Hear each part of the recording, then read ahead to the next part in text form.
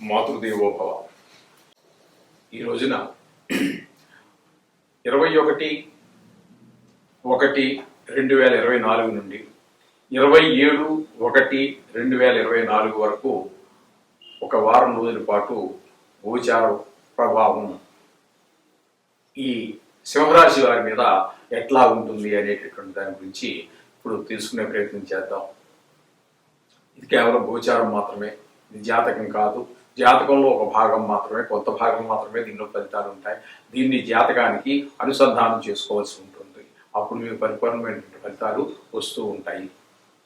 అయితే ఇప్పుడు ఈ సింహరాశి వారికి మనకి రాశిలో ఎలాగ చంద్రుడు అందరికీ ఏ రాశి వ్యక్తి అందులో ఉంటే ఆయన యోగిస్తూనే ఉంటాడు. ఒకటిలో చంద్రుడు గోచారించే ఇప్పుడు కూడా. ఇక ద్వితీయంలో కేతువు, ఈ ద్వితీయంలో కేతువు అనుకూలమైనటువంటి ఫలితాలను ఇవ్వజాలడు. దీని ద్వారా ఏమొస్తుంది అంటే ఇంట్లో కుటుంబంలో చిన్న చిన్న భేదాభిప్రాయాలు రావటము, అలాగే వాక్కు మాట కొంచెం దురుసు మాటలు రావటము, తద్వారా చిన్న చిన్న పొరపచ్చాలు రావటము, ధన విషయంలో కూడా కొంచెం వెనకబాటు పట్టి ఉండటం, అది వ్యాపారం కావచ్చు, ఉద్యోగం కావచ్చు, ధనకు వెనకబాటుతనం రావడం, లేకపోతే ధనం ఖర్చు అయిపోవటం, ఉన్న చేతిలో ఉన్న డబ్బులు ఖర్చు అయిపోవటం, అనవసరమైన ఖర్చులు, సక్రమైన ఖర్చు అయితే పర్వాలేదు. అంచేత ఆ విధమైనటువంటి దాంతో పాటుగా ఇక్కడ ఏంటంటే కొంచెము ఈ దైవానికి సంబంధించి కొంచెం టైంని ప్రతిరోజు మీరు పూజకి కేటాయించేటంత టైంని కేటాయించలేకపోవటం అనేటువంటి విషయాలు ఈ కేతు ద్వారా మనకి సంచారం ద్వారా జరుగుతూ ఉంటుంది. కాకపోతే పంచమంలో కుజ, బుధ, శుక్ర 3 గ్రహాల యొక్క కలయిక యుతిగా ఉన్నదండి.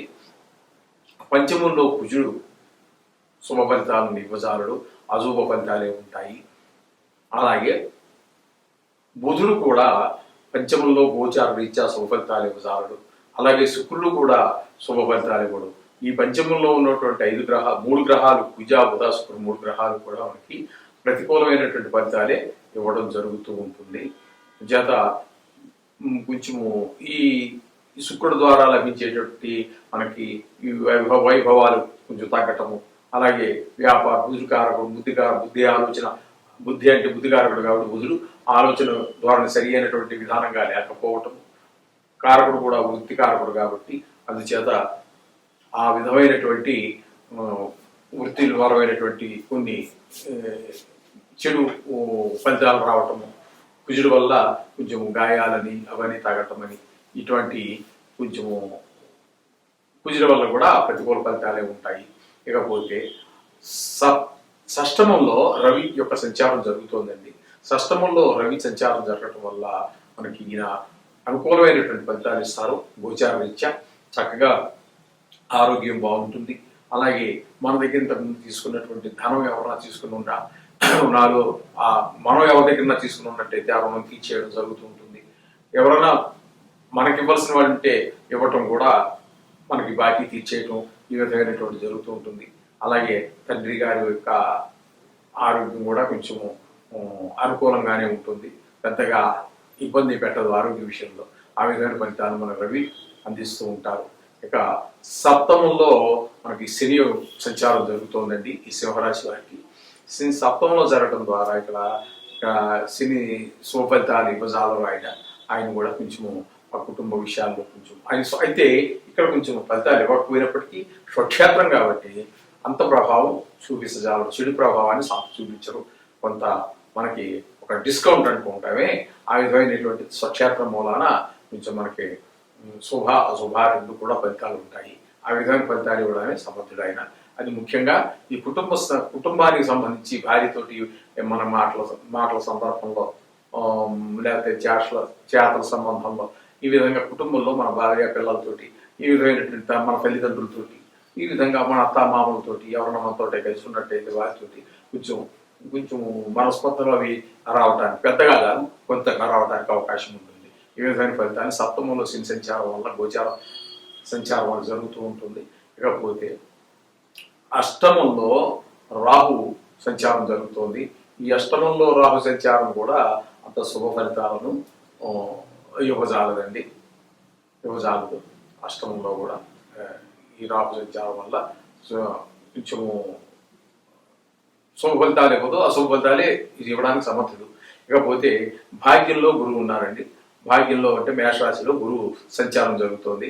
ఈ భాగ్యంలో గురు సంచారం వల్ల మనకి శుభ ఫలితాలు చాలా చక్కటి శుభ ఫలితాలు ఇవ్వడానికి సమర్థుడైన భాగ్యంలో అంటే పిల్లల చదువు విషయం కావచ్చు, ఈ తల్లిదండ్రుల యొక్క ఆరోగ్య విషయంలో కావచ్చు, లేకపోతే ధన విషయంలో కావచ్చు, రావడం ఖర్చులు ఉంటాయనుకోండి, రావడం విషయంలో కావచ్చు, ఇట్లాంటివన్నీ కూడా గురు సంచారం భాగ్యంలో జరిగేటప్పుడు మనకు జరుగుతూ ఉంటాయి.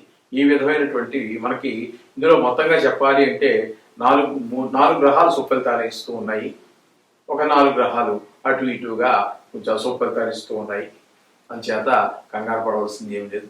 మీరు ఆ నవగ్రహ జపాలు చేసుకుంటే స్తోత్రం రోజు చదువుకోండి, మీరు చేసుకుని దేవుని పూజించండి. దేవుడి పూజకి దీనికి ఏమి అడ్డు కాదు.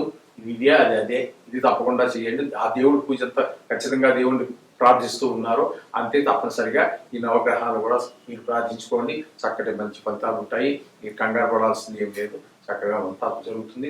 మంచి జరగాలని దేవుడిని ప్రార్థిస్తూ శుభం భూయాత్. ఈరోజు 21/1/2024 నుండి 27/1/2024 వరకు తులారాశి వారికి గోచార ప్రభావం ఏ విధంగా ఉంటుంది అనేటటువంటి దాని గురించి మనం ప్రస్తుతం తెలుసుకునే ప్రయత్నం చేద్దాం. అయితే ఈ తులారాశి వారికి రాశిలోనే చంద్రుడు, మనం ప్రతిసారి చెప్పుకున్నట్టుగానే చంద్రుడు ఎలాగా యోగగా ప్రయోగాలు ఏ రాశికి చెప్పుకున్నప్పటికీ కూడా, కాకపోతే తృతీయంలో కుజుడు, బుధుడు, శుక్రుడు 3 గ్రహాలు ఉన్నాయి. యుతి ఉంది.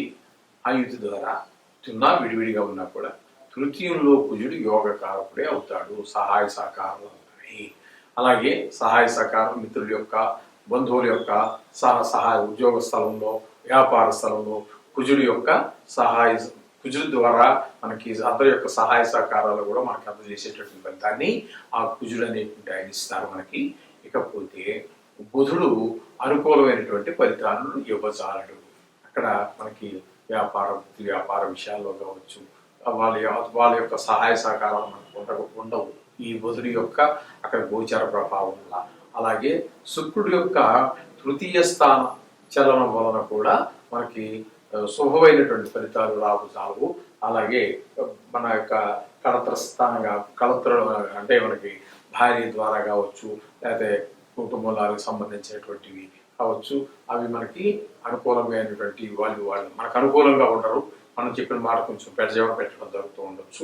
అలాగే మనం అనుభవించవలసినటువంటి సుఖాలు కూడా మనకి కొంచెం అందుబాటులోకి రావు, అమల్లోకి రాకుండా కొంచెం మనం ఎంతో సుఖం అనిపిద్దాం అనుకున్నామో అన్నీ ఉన్నా కూడా ఆ సుఖాలు మనం అనిపించలేకపోవచ్చు. ఆయన యొక్క తృతీయ స్థాన చలనం వల్ల ఆ విధంగా జరుగుతూ ఉంటుంది. అలాగే చతుర్థంలో రవి ఉన్నారండి.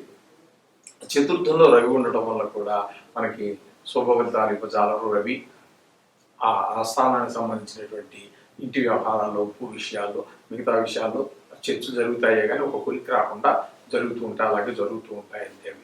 ఇకపోతే పంచమంలో శని యొక్క సంచారం జరుగుతోందండి. పంచమంలో శని సంచారం స్వక్షేత్రమైనందున కొంతవరకు పర్వాలేదు, కానీ అక్కడ కూడా ఆయన శుభఫలితాలను ఇవ్వజాలరు. ఆ విధంగా దేవుడి మీద మనసు లగ్నం కాకపోవటము, అట్లాగే కొన్ని భావంగా మనం ముందుకు వెళ్ళినట్టయితే కూడా కొన్ని అదృష్టాలు కొన్ని మనం పొందడానికి తగిన పరిస్థితులు కల్పించకుండా అడ్డుకుంటూ ఉంటారు సినిమా వాళ్ళు. ఆ విధంగా జరిగేటువంటి అవకాశం ఉంది. ఇక పోయినట్టయితే షష్టమంలో రాహు, 6వ స్థానంలో రాహు సంచారం మనకి అనుకూలమైనటువంటి ఫలితాలు వస్తూ ఉంటాయి. చాలా చక్కటి ఫలితాలు ఉంటాయి.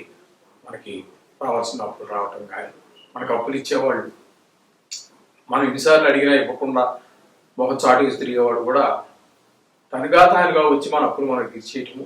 అట్లాగే మనకి మనం ఎవరన్నా అడిగి ఉన్నాము, మన అవసరం కోసం అడిగి ఉంటే కూడా వాడు ఇదిగో అదిగో ఇస్తాను అంటూ ఉంటాడు, కానీ ఇవ్వకుండా దాటుకుంటూ పోతున్న వాడు కూడా ఆ రోజున పిలిచి మరీ ఇవ్వటము. ఈ విధమైనటువంటి 6వ భావానికి సంబంధించి, అలాగే రోగ విషయాల్లో, రుణ విషయాల్లో, మనకి అనేక విషయాల్లో రాహు చాలా అనుకూలమైనటువంటి ప్రభావాన్ని మనకు చూపిస్తూ ఉంటారు. అలాగే సప్తమంలో గురువు సంచారం జరుగుతోందండి. మేషంలో తులారాశి నుంచి 7వ భావంలో అంటే మేషరాశిలో గురు సంచారం జరుగుతోంది. అది కూడా మనకి అత్యంత అనుకూలమైనటువంటి ఫలితాన్ని ఇస్తుంది. అందుచేత భార్య బిడ్డలందరూ కూడా మనకి చక్కగా వాళ్ళ యొక్క ఆరోగ్యాలు బాగుండటం, మాట తీరు బాగుండటం, పిల్లలు కలిసి చక్కగా చదువుకోవటం, ఈ విధంగా సంసారానికి సంబంధించినటువంటి విషయాలన్నింటిలోనూ కూడా చక్కగా కాస్త కుటుంబ పరంగా మనకు రావాల్సినటువంటి ధనమే కాకుండా గౌరవే కాకుండా అన్నీ మనకు బాగా జరుగుతూ ఉంటాయి. ఇక పోయినట్టయితే వ్యయ స్థానంలో కేతు ఉన్నారండి. ఆ కేతు వల్ల వ్యయ స్థానంలో కేతు మనకి చక్కటి ఫలితాలు ఇవ్వడానికి ఏమాత్రం అనుకూలమైనటువంటి పరిస్థితులు కల్పిస్తారు. ఆయన దత్త ద్వారా మనకి కొంచెం అనవసరమైనటువంటి ఖర్చు, దైవభక్తి లేకపోవటము, కాస్త మనం రోజు పూజిస్తూనే ఉన్నాం కదా, మనకు సరి అయిన ఫలితం రాలేదు అనేటటువంటి ఒక రకమైన భావం, రోజు పూజ చేస్తున్నా కూడా ఫలితం రావట్లేదే అనేటువంటి వ్యతిరేక భావం, ఇలాంటి ఆలోచన కలిగేటువంటి అవకాశం కూడా మనకి కేతువు ఏ స్థానంలో సంచారం వల్ల జరుగుతూ ఉంటుంది. అందుచేత మనకి 4 గ్రహాలు అనుకూలంగా ఉన్నా, 5 గ్రహాలు ప్రతికూలంగా ఉన్నప్పటికీ ఏమి కంగారు పడాల్సిన పని లేదు. ఇది కేవలం గోచారం మాత్రమే, ఒక వారం రోజులు మాత్రమే. ఈ రోజులు ఈ వీటి యొక్క ప్రభావాన్ని, మంచి గ్రహాల యొక్క, శుభగ్రహాల యొక్క ప్రభావం పెంచుకోవడానికి, మనకి అననుకూలంగా ఉన్నటువంటి గ్రహాల యొక్క ప్రభావం తగ్గించుకోవడానికి ఈ నవగ్రహ స్తోత్ర పారాయణ రోజు చేసుకోండి. అన్నిటికీ చెప్తున్నట్టు నిత్యము మనం చేసుకునే పూజ అలాగా ఉండడం అది కూడా చేసుకోండి. అన్ని మీకు అనుకూలమైన పరిస్థితులు వస్తాయి. దేనికి కంగారు పడక్కర్లేదు, దేనికి భయపడాల్సిన పని లేదు. శుభం భూయాత్.